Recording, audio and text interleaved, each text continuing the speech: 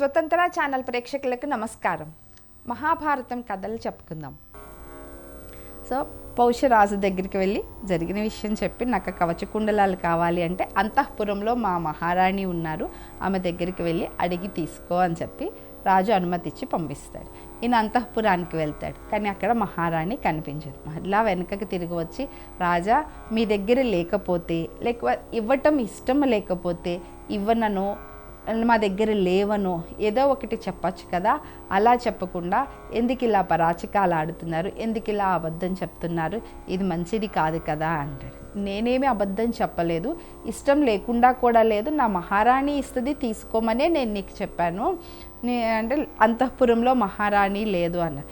అశుచిగా ఉన్న వాళ్ళకి నా భార్య కనిపించదు, నా భార్య నా ఇల్లాలు మహాపతివ్రత, అశుచిగా ఉన్న వాళ్ళకి ఆమె కనిపించదు అని చెప్తాను. అప్పుడు ఈయన అక్కడి నుంచి ఒక 2 నిమిషాల సేపు ఆలోచిస్తాడు. అశుచిగా ఉండేటువంటి పని నేనేం చేశాను, బయలుదేరి నుంచి శుచిగానే బయలుదేరి వచ్చాను కదా, అంతా మంచిగానే ఉంది కదా, అశుచిగా నేనేమున్నాను, ఏం పని చేశాను అని ఆలోచించుకుంటే ఆయనకి అప్పుడు గుర్తొస్తుంది. దారిలో ఆ పురుషుడి కనిపించడం, ఎద్దుపేడ తినమనడం, ఇవన్నీ గుర్తొచ్చి నించుని ఆచమనం చేశాను కదా, ఇదే నేను చేసిన దోషమని అప్పటికప్పుడు కూర్చుని మొత్తం ఆచమనం చేసి తను చేయాల్సినటువంటి దానిని దోషాన్ని పోగొట్టుకుని శుచిమంతుడే మళ్ళా అంతఃపురానికి వెళ్తాడు. అక్కడ అంతఃపురానికి వెళ్ళగానే అప్పుడు ఆయనకి మహారాణి కనిపిస్తుంది. వెళ్ళి, మహారాణి ఇది మా గురుపత్ని గారి కోరిక, మీ కుండలాలు ఇస్తారా అని మొత్తం వివరంగా చెప్పి అడుగుతాడు. నాకు మహద్భాగ్యము, ఇస్తాను తీసుకువెళ్ళు అని ఆమె కూడా సంతోషంగా వాటినిచ్చి ఇంకొక హెచ్చరిక చెప్తారు. ఈ కుండలాలని తస్కరించడానికి తక్షకుడు అనే సర్పము ఎప్పుడు వీటి కోసం కాచుకుని ఉన్నాడు, ఇవి ఎప్పుడు దొరుకుతాయా వీటిని తస్కరిద్దామా అని ఎదురు చూస్తున్నాడు, వీటిని చాలా జాగ్రత్తగా తీసుకువెళ్ళు అని చెప్పారు. సరే, అలాగే చాలా జాగ్రత్తగా తీసుకెళ్తానని చెప్పి మహారాణి దగ్గర నుంచి ఆ కవచ కుండలాలను తీసుకుని జాగ్రత్తగా పెట్టుకుని బయలుదేరుతా. మహారాజుకి కూడా మీరు నాకు సెలవిస్తే నేను బయలుదేరుతాను అన్నాడు. అప్పుడు మహారాజు, నేను మీకు భోజనానికి ఏర్పాట్లు చేశాను, విందు స్వీకరించి వెళ్ళండి అన్నాడు. సరే అని భోజనానికి కూర్చున్నాడు. ఆయన భోజనం చేస్తూ ఉంటే ఆ భోజన పదార్థం చల్లగాను, దానిలో తల వెంట్రుకలు వచ్చింది. అలాంటి భోజనం పెట్టడం దోషం.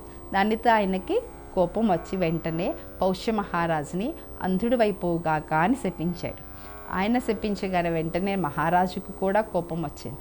దోషం లేనటువంటి ఆహారాన్ని దూషిస్తున్నావని, నీవు సంతాన విహీనుడు అవుకాక అని మహారాజు కూడా వెంటనే ప్రతిశాపం ఇచ్చాడు.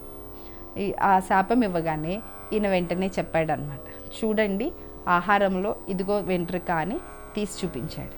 అది తీసి చూసి ఆ వెంట్రుకని తీసి చూపించగానే నిజంగానే దీనిలో దోషంతో కూడుకున్నటువంటి ఆహారమే ఇచ్చారు మీరు అని అనగానే, నన్ను క్షమించండి అని మహారాజు ప్రార్థించగా అప్పుడు చెప్తాడను మహారాజే అంటాడు, మీ విప్రుల యొక్క మనస్సు నవనీతం, మాట కొంచెం కఠినంగా ఉంటుంది అంతేను, కానీ మా క్షత్రియుల మాట వెన్నలాంటిది, మనస్సు కఠినము అని చెప్తారు.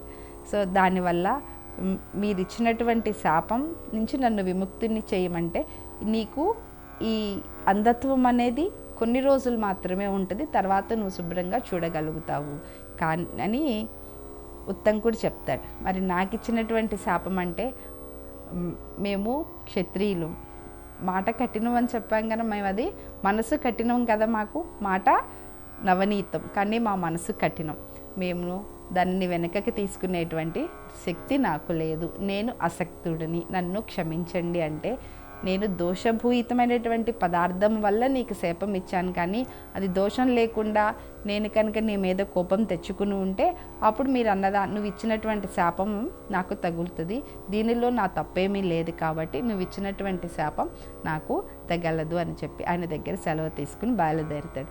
అంటే అకారణంగా అన్నాన్ని దూషించకూడదు. ఎవరైనా మనకి భోజనం పెట్టినా, ఎక్కడికన్నా భోజనానికి వెళ్ళినా, ఆ భోజనం ఎలా ఉన్నా దానిని బాలేదనో పేర్లు పెట్టకుండా తినమని ఉత్తంకుడు పౌష్య మహారాజు వాళ్ళిద్దరు సంభాషణ ద్వారా నేర్చుకోవాల్సినటువంటి విషయం. అన్నాన్ని ఎప్పుడూ దూషించకూడదు, నిందించకూడదు, అది ఎలా ఉన్నా తినమని. అలానే దోషభూయిష్టమైనటువంటి ఆహారం అంటే మిగిలిపోయినది కానీ, తల వెంట్రుకలు రావటం కానీ, శుభ్రం లేనటువంటి ఆహారాన్ని కానీ వడ్డించకూడదు. అలా వడ్డిస్తే దానివల్ల అంధత్వం అనేటువంటి ఇది కలుగుతుంది అని వాళ్ళిద్దరి ద్వారా మనకిచ్చినటువంటి సందేశం. అంటే ఆహారాన్ని మనం ఎటు తినేటువంటి అన్నాన్ని పరబ్రహ్మ స్వరూపంగా భావిస్తాం కదా, అలా భావించే తీసుకోమని ఇద్దరు మనకిచ్చినటువంటి సందేశం. ఉత్తంకుడు పౌష్య మహారాజు దగ్గర కుండలాలు తీసుకుని బయలుదేరి వెళ్తున్నాడు. ఆయన వెళుతూ ఉంటే తక్షకుడు ఒక నగ్న రూపంలో సన్యాసిలాగా ఆయన వెంబడిస్తున్నాడు. ఆయనకి కనబడకుండా రహస్యంగా దాక్కుని ఆ కుండలాల్ని తస్కరించాలని ఉద్దేశం ఉంది కదా, ఆల్రెడీ మహారాణి హెచ్చరించింది కదా. ఈయన ఆ హెచ్చరిక గుర్తుపెట్టుకుని చాలా జాగ్రత్తగా కుండలాలను తీసుకుని వెళ్తున్నాడు. తక్షకుడేమో ఆయన వెనకమాల నగ్న శరీరంతో ఆయన వెనకమాల తిరుగుతూ ఉన్నాడు. సాయం సంధ్య అయింది. సంధ్యావందనం చేసుకోవాలని ఒక పవిత్ర స్థలంలో నది చెరువు ఒడ్డున ఆ కుండలాలను పవిత్ర స్థలంలో పెట్టి ఈ కాలువలోకి దిగి తన సంధ్యావందన కార్యక్రమం చేసుకుంటున్నాడు. ఈ లోపున అవకాశం దొరికింది కదా, ఎప్పుడెప్పుడు వాటిని తస్కరించాలా అని చూస్తున్నటువంటి తక్షకుడు ఆ కుండలాలను తీసుకుని వెంటనే పారిపోవటం మొదలుపెట్టాడు. అది చూసిన ఉత్తంకుడు అతని వెనకమాల పడుతున్నాడు. ఒక ఆయుధాన్ని తీసుకుని ఈ ఉత్తంకుడు తక్షకుడు వెంట పరిగెడుతుంటే ఆ నగ్న శరీరం నుంచి సర్పరూపంలోకి వచ్చి ఆయన పాతాళంలోకి వెళ్ళిపోయాడు. ఈ ఉత్తంకుడు ఆయన ఎటైతే వెళ్ళాడో ఆ ప్రదేశంలో తవ్వటం మొదలుపెట్టాడు. అది ఆయనకున్నటువంటి గురుభక్తికి మెచ్చి ఇంద్రుడు ఆ ఆయుధానికి శక్తి ఇచ్చాడు. దానితో ఆయన కూడా చాలా వేగంగా ఆయుధంతో తవ్వుకుంటా పాతాళ లోకంలోకి వెళ్ళాడు. అక్కడ వెళ్తే అది సర్పాలు ఉండేటువంటి ప్రదేశం. అక్కడికి వెళ్ళి ఆ సర్పదేవతలందరినీ చక్కగా ప్రార్థన చేశాడు. కానీ మిగతా సర్పదేవతలు సంతుష్టులైనా తక్షకుడికి మాత్రం సంతృప్తి కలగలేదు. ఆ కుండలాలను కూడా తెచ్చేయలేదు. సమయం మించిపోతుంది, ఏం చేయాలో అర్థం కావట్లేదు. కూర్చుని చూస్తున్నాడు. ఆ పక్కన ఇద్దరు స్త్రీలు తెలుపు నలుపు దారంతో ఒక వస్త్రాన్ని నేస్తున్నారు. మళ్ళా దాని పక్కనే ఒక 12 ఆకులు ఉన్నటువంటి ఒక చక్రం ఉంది. దాన్ని ఇద్దరు పిల్లలు తిప్పుతున్నారు. దాని పక్కన ఒక అశ్వం. స్వతంత్ర భక్తి యూట్యూబ్ ఛానల్ ని సపోర్ట్ చేయండి.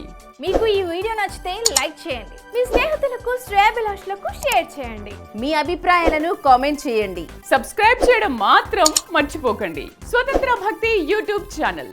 Please like, share and subscribe.